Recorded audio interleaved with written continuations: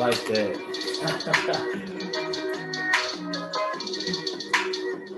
Woo! What's good, everybody? Welcome to the Pull Up Show. My name is BJ Matthews, aka B. Just before we get started, follow us on the YouTube page, the Pull Up Basketball Podcast. You know what I'm saying? Hit that like, share, and subscribe button. Get all of our updated content by hitting that notification bell on the right side of the screen to get all of our updated videos when we decide to post them. You know what I'm saying? We appreciate y'all joining the Pull Up Basketball Podcast. Let's get it popping. All right, y'all. First off, I want to say I was gonna do a video on the NBA trades that's been going on with Kevin Durant and Kyrie Irving. I was gonna do that, but I was gonna do this video. It's been a little bit long overdue since the Warriors won the championship last Thursday, a week away from that. I just thought we should just do this video first. And I'll do the KD and Kyrie video probably either later today or tomorrow. But after the Warriors won the championship, and again, congratulations to the Warriors. I of course, I'm always thinking about the next move. I'm always thinking about the next video. I'm always thinking about the next thing to talk about. And just the thing with Steph Curry, being top 10, and then the Warriors being a dynasty, Klay Thompson coming back, their whole depth on their team. The good things come with the Warriors. I'm always looking at the whole picture and the whole piece of the pie. And I just started thinking to myself, what team can really challenge the Warriors? If you look at the Warriors, how they're presently constructed, they definitely are going to be a force to reckon with for the next couple of 2 3 years. You look at, guys like Steph Curry, Klay Thompson, Draymond Green, that core, how it is with the coach of Steve Kerr. They've added pieces to go along with that core. They've added Jordan Poole. They've added Jonathan Kuminga. They've added Gary Payton II. They've added Andrew Wiggins. They've added Otto Porter. They've added a whole group of guys to offset and continue to let the process keep going. That's a sign of a great team organization. You always should looking to build and always looking to build off the success you had the previous year. And Jonathan Wiseman also coming back as well. But I said to myself, you know what? Yes, the Warriors are an all-time great team. Yes, they are a dynasty. Yes, they are the title contenders. They're the title. They're the champions. But it took it to my mind. I said to myself, there is a team out there that I believe when they will dethrone the Golden State Warriors next year, and that's the LA Clippers. Okay, the LA Clippers to me will dethrone the Golden State Warriors next season for a number of reasons. We're gonna get into that right now. Actually, y'all sit back, relax, and enjoy the show. We're going to go into some history. Like I say, history is my favorite subject. As I say in every video when I talk about this, history is my favorite subject because you cannot lie.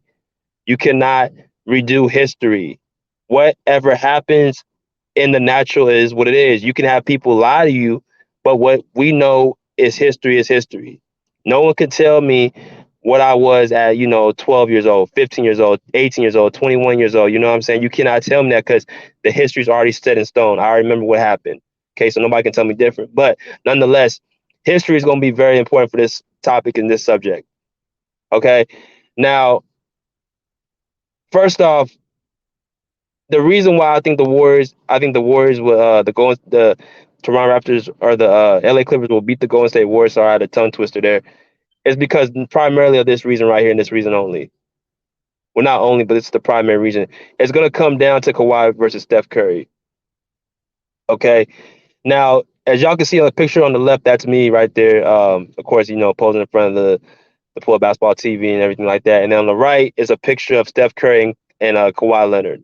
Now, people who do not remember this picture, this was in the 2019 NBA Finals, okay, where Kawhi Leonard defeated the Toronto Raptors defeated the Golden State Warriors in 6 games. This is when KD got hurt. This is when Klay Thompson went down with his injury as well. The Raptors ended up beating the Warriors in 6 games in Golden State. Excuse me. So that was Kawhi Leonard's second championship. And that's when the Warriors went down to the Toronto Raptors. Okay. Now, if we look at history and we're just sticking on history, Kawhi and Steph have faced off twice in the playoffs, in the postseason. One is in 2019, what I'm just showing you right now. Okay. And the other one is in 2017. Now, In 2017, when he was on the Spurs, I'm talking about Kawhi Leonard, the Warriors ended up sweeping the Spurs 4 games to 0. But for those of us who remember that series, in Game One, the Spurs, when they had Kawhi Leonard as their superstar at the peak of his powers, when Tim Duncan ended up retiring the year before that, Manu Ginobili and Tony Parker were on the downside of their careers. Kawhi Leonard took it upon himself to be the man on that team. Okay, and people don't forget that that year when the Spurs and the Warriors faced each other. The Spurs, I think they won more games than the Warriors. They were the only team in the Western Conference and throughout the season who gave the Warriors trouble. This is the same super team. This is probably the best team that the Warriors had. This 2017 team, when you had Kevin Durant just coming for his first season with Steph Curry, with Klay Thompson, with Draymond Green, Sean Livingston, y'all can see right there. This is Game One highlights of pictures of what happened in that series. Okay, um, Kawhi Leonard was the best player on the court during that Game One series. He was given to Kevin Durant. He was given to Steph Curry. He was given to Klay Thompson. He was given to Draymond Green. It didn't matter who was guarding Kawhi Leonard. For the first part of that game, he was the best player. The Spurs were up by 25 points when Kawhi Leonard was in the game playing. Okay, so he was dominating the entire competition. Now I'm not saying that you only judge it by half the game. Like this is going to be determination of the series. But what I am saying is that people to make it seem like the Warriors is an unbeatable team is just not true. You guys heard me say this many a times. The Warriors were on the brink of losing to the Houston Rockets in 2018 had Chris Paul not hurt his hamstring. Okay, they got taken to 6 games against the Clippers without Kawhi Leonard and without Paul George in 2019. They had Lou Williams and Pat Beverly in the charge in that series. Okay, so the Warriors caught a lot of breaks to avoid getting eliminated. Okay, and this is just another example right here. My opinion, this is my opinion. If Kawhi Leonard had stayed in and did not happen like this, where he got hurt, where Zaza Pachulia stuck his foot out and to hurt Kawhi Leonard at his knee, I believe the Spurs would have had a very, very good chance of winning that series. I feel like they would have won that series. I'm just gonna go out and say it. 'Cause I know people, think it's obnoxious and just ridiculous that somebody could put anybody against the mighty Warriors. But for us who know basketball, understand Kawhi Leonard was cooking that entire Warriors team by himself. Okay, so but we'll never know because they got swept. Now, like I said, in 2019, the Warriors faced, or I'm sorry, the Warriors faced the Raptors. It's when Kawhi Leonard was on the Raptors. Okay, and this is just, I think this is the basketball guys. Just injuries happen. This is where Kevin Durant tore his Achilles and Klay Thompson tore his ACL, right? And it was Kawhi against Steph Curry. Why do I bring this up? Because it's going to be the same situation happen next year. It's not going to be KD there no more. It's going to be Kawhi Leonard versus Steph Curry, the two best players on the court. We can talk about Klay getting injured. We can talk about KD being out. The bottom line is, again, Kawhi Leonard will be the best player on the court. That's what it's going to come down to. Then as a result, this is what happened. Now, people might want to say, well, that Toronto team was good. Like, you can't say, like, you can't put that in the same realm. What I'm saying is this. Toronto did not win anything until Kawhi got there. Y'all remember, they kept getting put out by the Cavs in LeBron James when they had DeMar DeRozan. So you can say that Kyle Lowry was the leader of that team. You can say that the Toronto Raptors had a lot of depth on that team on the defensive end. The bottom line is that Kawhi Leonard stirred the drink. And if we remember that playoffs, there was a lot of people who weren't playing well throughout the playoffs. They were not playing spectacular. You have guys like Kyle Lowry playing bad in the Milwaukee series. It's supposed to be your second star to Kawhi Leonard. Kawhi Leonard was carrying that team throughout the entirety of the playoffs until the finals hit. Then you had Kyle Lowry, Fred VanVleet, Pascal Siakam making a big difference. People were talking about Pascal Siakam as if he was another, coming on the rise of a superstar. And since then, you have not heard nothing about Pascal Siakam in that light. I wonder why. And I'm not saying Kawhi Leonard was the whole team inside. What I am saying is he opened a lot of opportunities for players to, be seen. Okay, so well, like again, When the Raptors had Kawhi Leonard on the court with them, that's what that did was bring a certain level of calmness to their team. When you have a guy like Kawhi Leonard who takes over and is able to, be the best player on the floor, it puts your other guys at ease. It puts the Kyle Lowrys at ease. It puts the Fred VanVleets at ease. It puts the Pascal Siakams at ease, the Marcus Sauls, the Serge Ibaka's. Those guys on the Raptors who are with Kawhi Leonard, it puts their mind at ease where they can just play their game. Okay? So the reason why I talk about this series, these two series, is because, again, both series is Kawhi Leonard was playing the best he was the best player on the court. Better than Steph Curry, better than Klay Thompson, better than Draymond Green, better than Andrew Wiggins. It don't matter who was on the court. Okay, that's just a quick rundown why I chose to put that put that on there. But y'all know basketball is not played 1-on-1; it's played 5-on-5. So we gotta look at the depth of both rosters. Let's start with the Warriors. We understand what the Warriors are. Okay, they're 4-time champions with Klay, Steph, and Draymond Green. Okay, but they got other guys who they brought in, like I talked to earlier in the video, that came in and continue having the fire to that team. One of those guys is Jordan Poole on the left. You can see with number 3. Jordan Poole has emerged as to me, was the most improved player to me. I don't think Ja Morant fit that category where he should have been most improved player. I think that should have been Jordan Poole. He's averaging, I think, somewhere around 18 to 20 points throughout the season. He goes into the playoffs, was the best player in the Denver Nuggets series. People were talking about making sure Jordan Poole gets re-signed. This is a guy who just came from the G League last year. Okay? Now he has confidence, ultra confidence, like a Steph Curry. He's not Steph Curry by any means, but he has the ultra confidence that he can hold his own, right?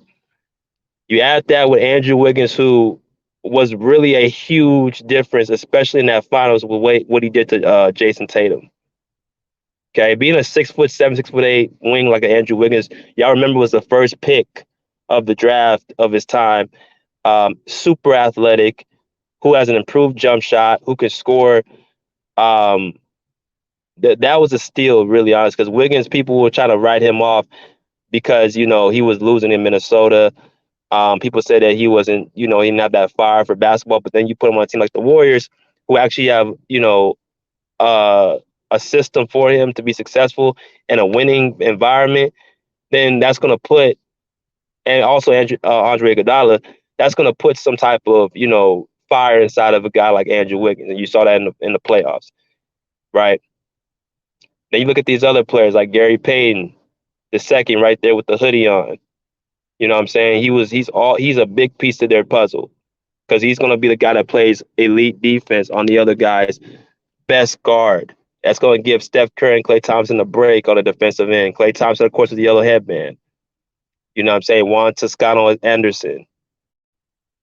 And I look at these two right here, Moody and Jonathan Kuminga. Now, these two right here are going to be big for them as well. I expect Jonathan Kuminga on the right to average more than, like, I think 20 to 25 minutes next year. I think he's going to average a lot of big minutes. He got minutes this year, but he's only 19 years old. All right, so he's going to be a big piece to them. He's only going to get better, as well as Steve Kerr compares him to a young Kawhi Leonard. Super athletic, very bouncy. He's very raw. Like, he has to still develop his skill like Kawhi had to do. But they have a very, very great team. And of course, I just said James Wiseman. I didn't put a picture of him, but he's going to be big for them as well. I just got to see Wiseman, what he's going to do during the season, because I haven't seen him play too much. But that's the depth of the Warriors. They're about 8 to 10 deep. Okay, but let's look at the Clippers side now. Let's look at the Clippers, what they got. Okay, of course you got, PG on the right. To me, he's a top 10 player. Okay, and then I look at the middle. I look at Reggie Jackson, Mr. October, Mr. June, ultra fearless in the playoffs and the big moments. And look at these two right here. Terrence Mann's going to be very big for them because, number one, he's a 6'5" guard who plays defense on other, elite guards. This is probably the guy who they put on Steph Curry, Terrence Mann. Okay, he's going to somewhat, get in Steph Curry. He's going to use his length, use his athleticism. It's just the ball moving without the ball with Steph Curry that's going to really disrupt them. And then you got Marcus Morris Mook, where he's the toughness to the team. He hits big shots. He's fearless. He's the team leader. Okay, and just I don't want to get off track, but I made a video earlier this season, like way earlier this season, where the Warriors and the Clippers played their first game against each other, and I think the Clippers lost by 3 points um, in Golden State, and I came back later that in that game. I said to myself, the Clippers have the personnel to beat the Warriors because they have multiple wing defenders. They have multiple guys to throw at Steph Curry. Now, people are going to say, well, Klay Thompson didn't play. Well, I'm going to say this. Kawhi Leonard didn't play, and Norman Powell wasn't there, neither was Robert Covington. But if you look at the Warriors, they had pretty much their whole squad except, um, for Klay Thompson. I think they had Andrew Wiggins, they had Draymond Green, they had Steph Curry, they had Jordan Poole. They had all the guys on the team. Okay? So the Clippers were missing more than the Warriors were missing. Okay, a couple more, and I'm gonna go into the next thing. But then I look at guys like Nicholas Batum. He's another 6'8", the guy with number 13, the light skinned dude in the middle. That dude's a big piece to the Clippers. What they do to be 6'8" and shoot threes and be like a locker room guy is very big for the Clippers. This is what they were missing in that bubble. They were missing a guy to somewhat bring the peace and be the peacemaker of the team. And that's what Nicholas Batum do, is the ultimate locker room dude. Then I look at these guys, Norman Powell and Robert Covington, they acquired from Portland. These were big, big pickups. Okay? These were big, big pickups, huge pickups, because you got two more elite wing defenders who can score. Norman Powell give you 15 to 20 points per game and also play tough defense. You got Robert Covington who can give you uh multiple countless threes, consistent 3-point shooting, as well as great defense. The Clippers have 4 or 5 elite defenders, 3D guys. You got Kawhi Leonard and Paul George. You got Robert Covington, right? You got Norman Powell, and you got Terrence Mann, who's 6'5", who could play defense and score. So it's basically the Warriors, 3-point shooting and ball movement against the Clippers, 3D defenders and scoring. So I just like how the Clippers, they have more, they're built better than the Warriors in the situation. Now, of course, basketball is also, you have to look at the coaching, because it's more than just having the players, especially in playoff basketball. Now, would you take Steve Kerr or Ty Lue? So let me just start with Ty Lue. I think getting rid of Doc Rivers for Ty Lue was the best thing that could have happened to Clippers, because I just saw a team under Doc Rivers that looked lost in that bubble, where they didn't have really full trust into Doc Rivers.